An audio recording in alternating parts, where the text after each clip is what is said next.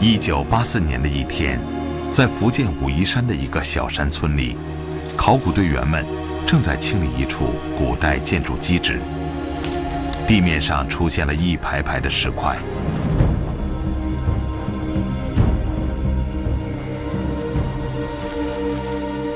他们按照某种特别的方式摆放。考古队员从来没有见过这样的情景。就在这片宁静的秀丽山水间，还隐藏着许多远古的残砖碎瓦。耕作了1000年的农田里，逐渐显现出古代的断壁残垣。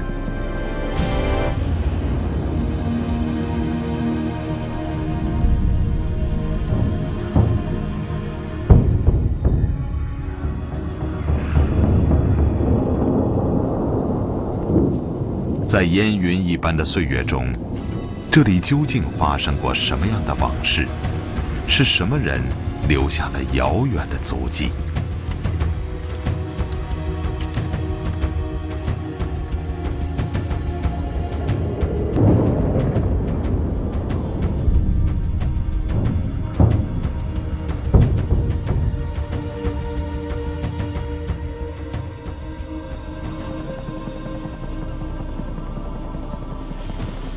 福建武夷山市北部的群山里，有一座依山傍水的古村落。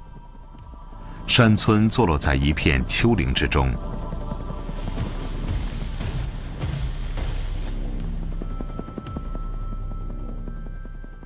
一条重阳溪在村外的山谷间缓缓流过。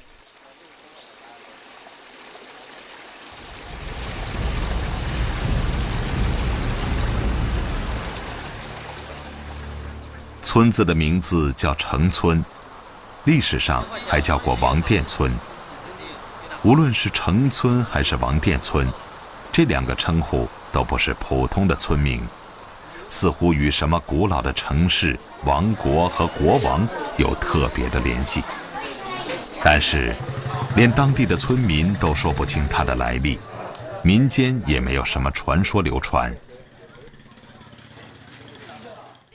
神奇的事情发生在40多年前的一个初春，文物部门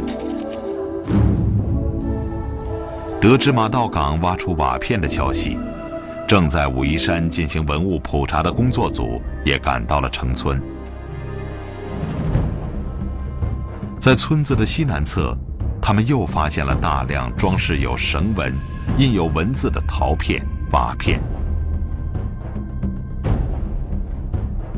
考古专家初步鉴定，这些陶片、瓦片属于汉代的文化遗存。在一个村子的局部，就出土了这么多、分布这么密集的古代遗存，这让专家们有些疑惑，也有些激动。一个大胆的推测出现了：城村的地下会不会埋藏着一处古城的遗址呢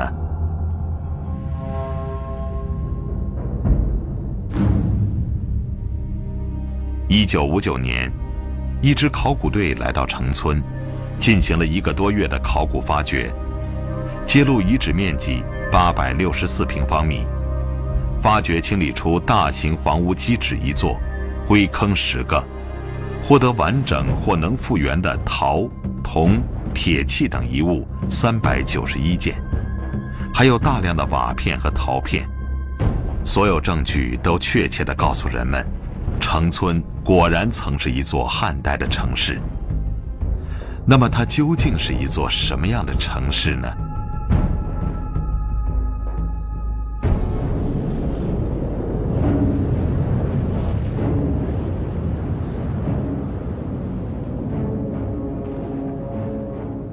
出土了许多武器、许多建筑、许多弩机，还有这个刀剑矛钺。其实，在所有挖掘出土的物品中，铁兵器的比例并不是很大。但是，这个现象在相当长的时间里，却影响到对城村古城遗址的定位。人们长久认为城村古城很可能是一个军事性质的边城。第一次考古发掘只能初步判定城市属于汉代，对它的确切年代没有结论。大约从公元前4世纪起，福建一带出现了闽越人建立的王国。秦始皇统一中国后，在闽越族的聚居地设立了地方行政机构。闽越国的国王被废除王位。秦末农民起义爆发后，闽越族首领吴珠带领一支军队加入到反秦的洪流中，为汉高祖刘邦的统一基业立下过汗马功劳。公元前202年，西汉王朝建立，刘邦复立吴珠为闽越王，统领闽中地。不到100年后，闽越国反叛汉朝，被中央军队消灭。有人推测，城村遗址可能是闽越王统治下的城市，但是当时的考古界认为，汉初的闽越国处在比较落后的状态，它可能拥有一座森严的军事城堡吗？因此，另一种观点认为，它可能是汉代中央政府用来防范叛乱的军事据点。历史的真相只有等待日后的进一步考古发掘才能得以揭开。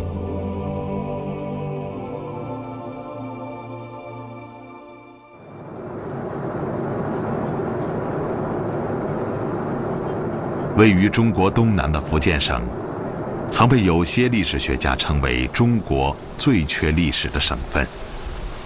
但是几十年来的考古发现，让人们重新认识了这块土地。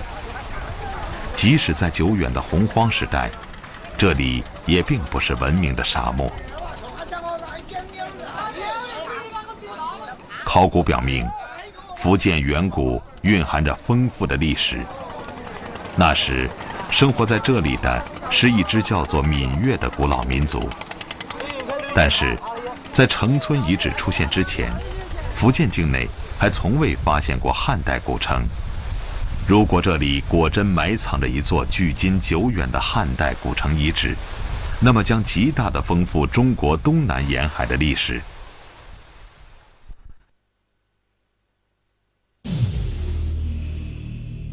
城村的第一次试探性发掘结束后，村庄又恢复了平静。村里的农民们继续过着传统的农家生活。关于远古时代的一切，仍旧显得遥远而模糊。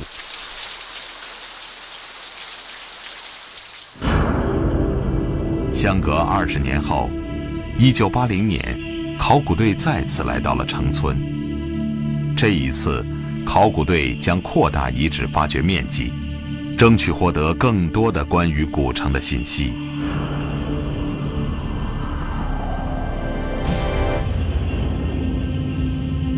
越来越多的文物和遗迹暴露在曾经看似普通的农田里，一座2000多年前的古城渐渐向我们展露容颜。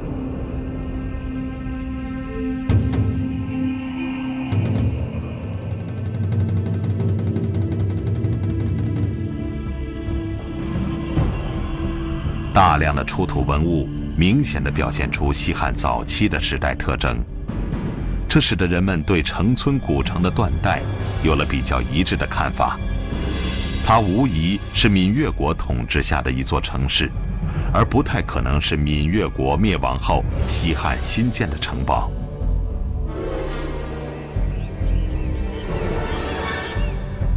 古城遗址分布在一片丘陵之间，周长2896米，面积约48万平方米。城市的构建依照自然环境的特点设计，形成西高东低的地势。城的西部和南部是成片的山峦，北部和东部是开阔的平地。外面环绕着重阳溪。城市的设计者显然充分利用了大自然的富裕，使整座城市受到地理条件的保护，不容易遭到外敌的攻击。蜿蜒起伏的小山脊上修筑着城墙，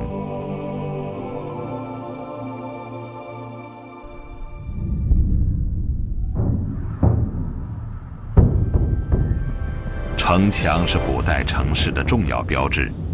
考古人员对城墙遗址进行了细致的清理和挖掘。这个城墙整个周长是2896米，完了城墙呢，墙基宽8米，墙上的墙顶是6米宽，现存高度最高的地方是8米。根据我们的考古探测，就是说它当时它的高度在15米之上。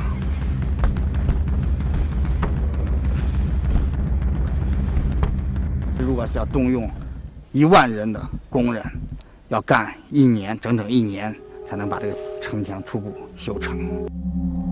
有东城门比较清晰，城门道近5米宽，还保留着比较完整的墙体、台基和筑槽。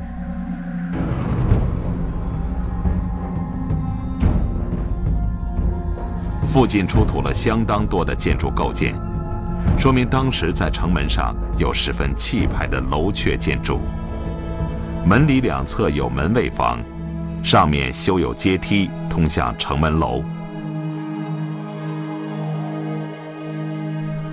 考古学家认定，东城门是城市的正门。和东城门相对的是西城门。两个门之间有一条10多米宽的大道连接，路面用鹅卵石铺砌。在城墙的西南角，一处制高点是烽火台，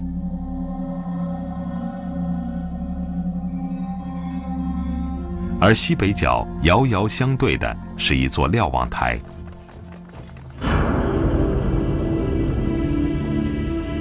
它们是古人的高架通讯传导设施，一旦有敌人来犯，烽烟就会燃起，城里马上进入战争状态。城市的这些设计都具有明显的军事防御特点。难道这里真的是一座用来抵御外敌的军事城堡吗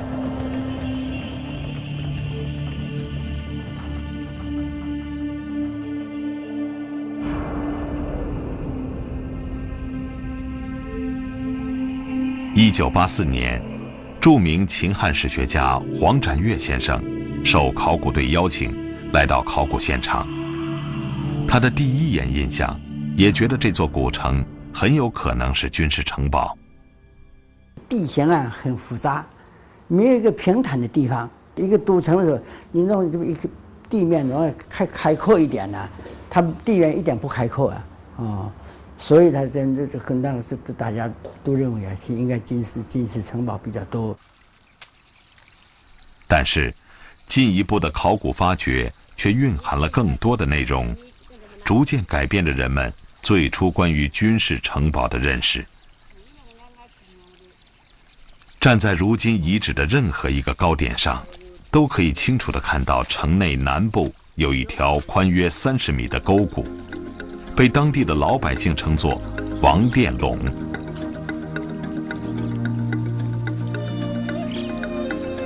城内的一段沟谷已被开垦为水田，这就是老百姓叫它垄的原因。实际上，王殿垄沟谷从东西2个方向一直伸向重阳溪，这条垄很可能是连通重阳溪的一条人工运河。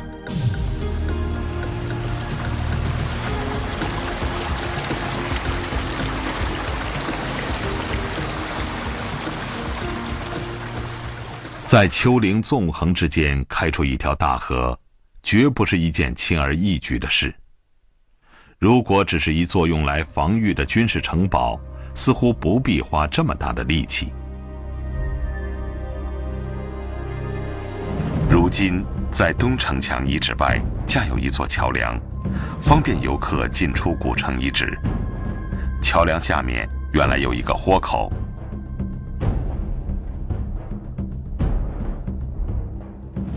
而正对的西城门外也有同样一个豁口。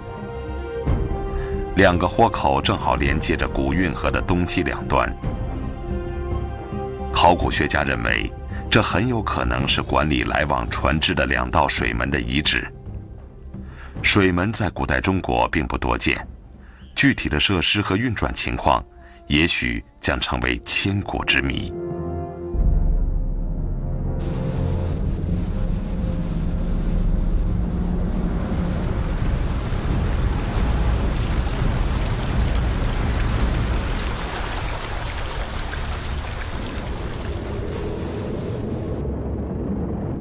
当年，这座城市里究竟居住着什么样的人，只有通过对城内的考古发掘才能确定。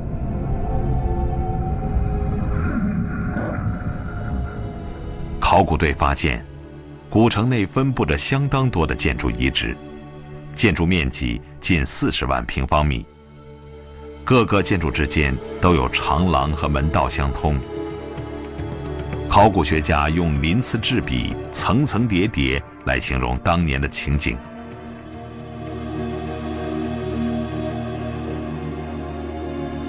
1959年清理出的建筑遗址中，出土了大量的建筑材料和陶、铁、铜器，推测可能是一座重要的库房。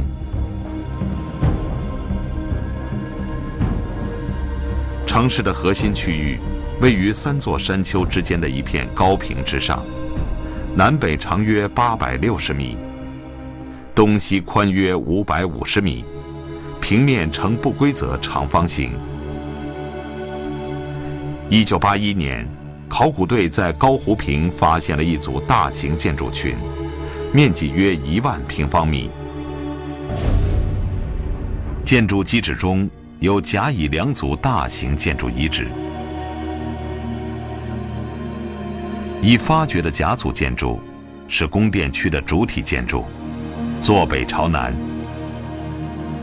在这座封闭式的建筑群内，不仅有前庭、后院，主体建筑周围还对称分布着厢房、天井等建筑设施。当时的它规模很大，这一排的时候非常的排，面积不可能那么大。另外它的这个出入口它有台阶，它这一些建筑让人家感觉到这个气派也挺大。考古队也遇到了一些难题，遗址上堆积的这些石块成组成片的排列开去，面积有900多平方米。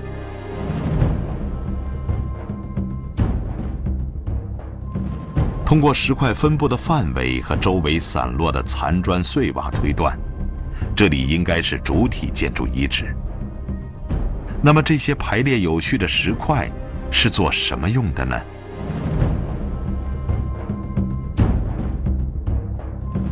考古队在清理石块时，发现石块表面残存着一些碳化了的桩柱和横木。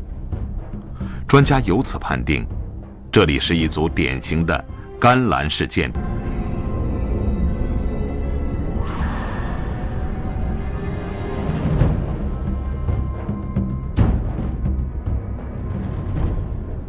它们并排直列，呈回字形掩埋在地下。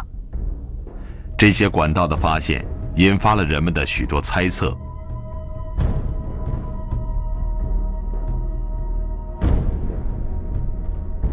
有一种观点认为它们是排水管道，因为管道的一端通向宫殿。另一种观点认为这些管道很可能是闽越人最早的取暖设施。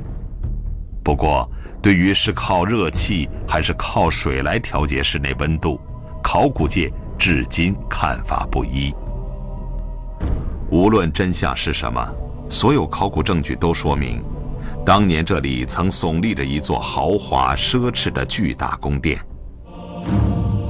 主人的地位相当尊贵。综合其他考古证据，考古学家对古城是军事城堡一说，根据史书记载，闽越国的王都是一个叫野的地方。在城村遗址挖掘之前，人们对野都的所在地有各种猜测，其中最具有影响力的一个说法是福建省省会福州。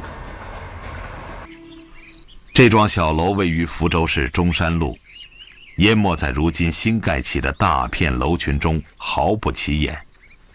据说房主是前清时期的一位重要的海军将领。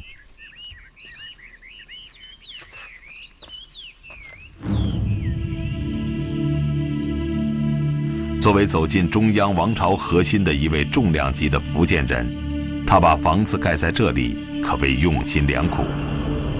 这个地方就是民间传说与闽越王吴珠有着千丝万缕联系的野山。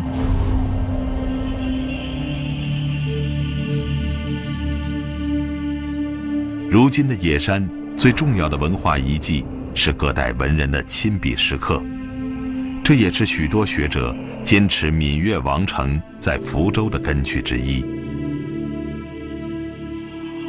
这一片地下埋藏着闽越国时期的很大规模的建筑基址。我认为闽越国的都城是在我们现在的福州市。但是坚持城村是闽越国都的学者也有自己的依据，他们认为城村古城规模宏大，设计精良，完全具备国都的功能。另一些专家则根据史书的记载提出了第三种假说。吴珠死后，闽越国内部纷争不断。公元前135年，闽越国曾进攻南越国，汉王朝派兵讨伐闽越。当时闽越王的弟弟于善把王杀了之后投降汉朝，朝廷另立吴珠的一个孙子丑为王，但是于善势力强大，朝廷只好又封他为东越王，史称二王并立。一些专家因此认为，城村古城是东越王于善的新都城，至于闽越的旧都城还是在福州。武夷山这个地方呢，这是因为都是这个山很多，地不平，做一个都城啊是不适合的啊。只有像武夷山这种特定的历史情况底下，利用这么原来的这么一个基础，就奠都在这个地方。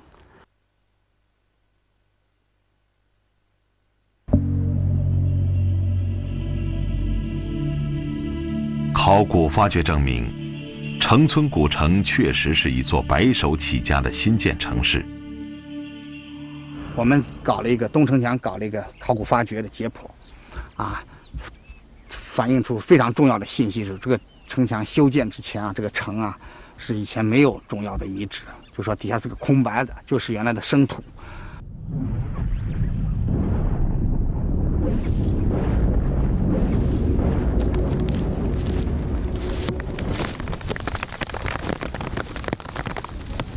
那么这座古代的大城市究竟是什么时候建设的呢？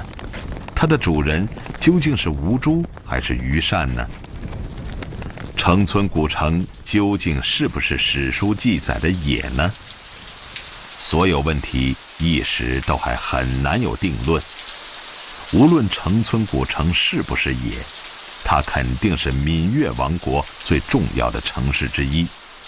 后人在这里能发现很多2000多年前祖先的生活场景，并因此而了解他们的所思所想。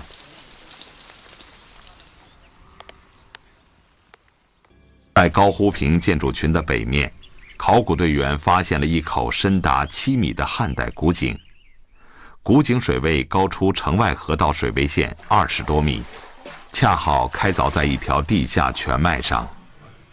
尽管过去了2000多年，至今泉水清冽，品尝泉水成了每个游人到访必不可少的一个有趣的节目。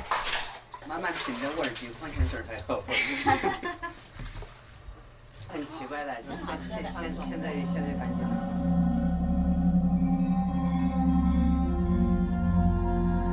这枚中门信印和这块封泥，实际上记载着当时闽越国对进出人物与货物的管理情况。闽越国城门闭合之间，每天会有各种各样的人过往，其中不乏小买卖人和一些官办采购员。他们把闽越国的特产带到各地去，又把本地稀缺的东西带回来，无形中促进了闽越国与广大外部世界的流通。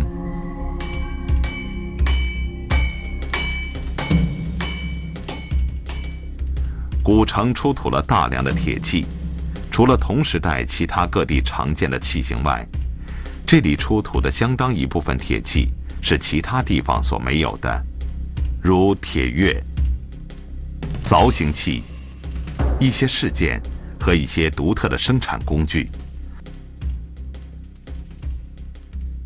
陈川汉前出土的这个铁器那么多呢，主要就是说明一个问题，就是铁器在汉代，起码到汉代中期，福建的铁器已经很普遍了。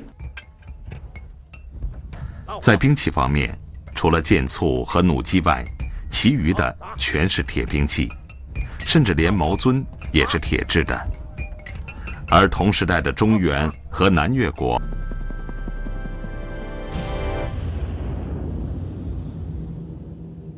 这个也是中国古代典型的这个王都、王城的这个布局结构。从城市的设计布局、建筑的形制到建筑材料的构造来看，这座隐藏在山间的古代大城市，带有明显的中原文化的特点，和秦都咸阳、汉都长安的情形十分相像。可以想见，当年在闽越国内，效仿中原文化已经蔚然成风。无论这座城市是吴朱或是虞善修建，它都表现出了当时闽越族对中原文化的倾心，也说明闽越国在城市的建设和管理方面已经达到了相当高的水平。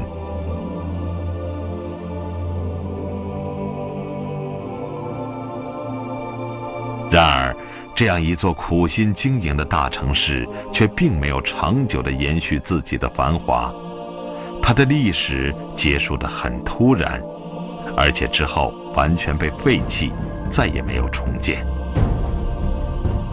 究竟发生过什么惨烈的事件，使得繁花似锦的过去在刹那间消失呢？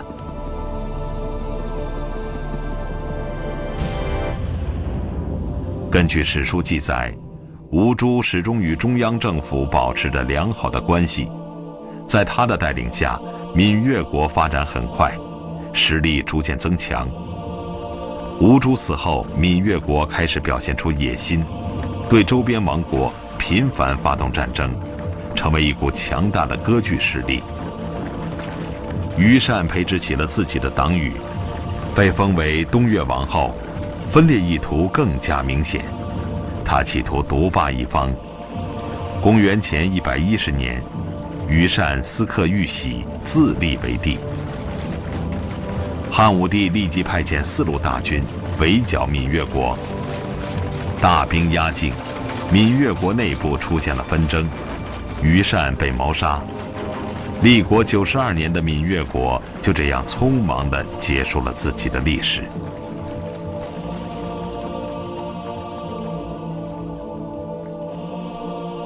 坚固的城墙和锋利的兵器变得毫无用处，城门被打开，人们恭敬地迎接强大的中央军队来到。然而随之而来的并不是投降后的和平，而是更大的苦难。汉武帝为了消除后患，强迫闽越举国迁往江淮内地，并让军队焚毁闽越国的城池宫殿。城村王城可能就在这次历史的劫难中被毁灭。大火吞噬了曾经的富足，涌动着这片土地上曾经的故事。